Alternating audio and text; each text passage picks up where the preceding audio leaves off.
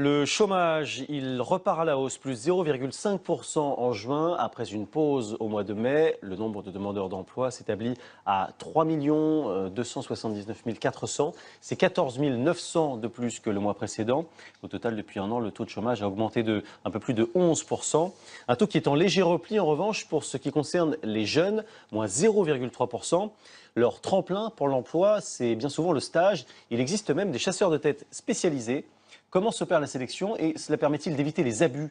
C'est ce que nous montrent Arnaud Lapère et Pierre Tremblay.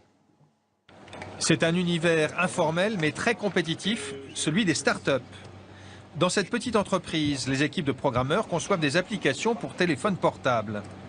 Après 6 mois de stage, ce jeune ingénieur vient de décrocher son premier emploi.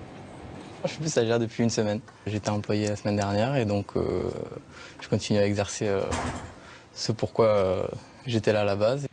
Pour cette jeune recrue, tout a commencé ici.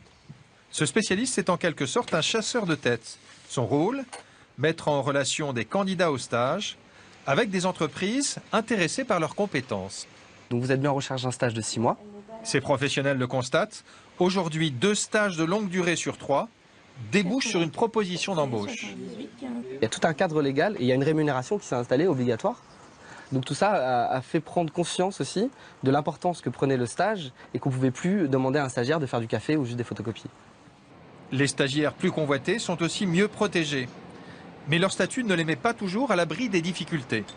C'est véritablement un statut précaire. On est payé en moyenne, puisque c'est le minimum légal et que la plupart des gens payent le minimum légal, 436,05 € par mois. Ce qui, clairement, dans la majorité des grandes villes françaises, ne permet pas de vivre.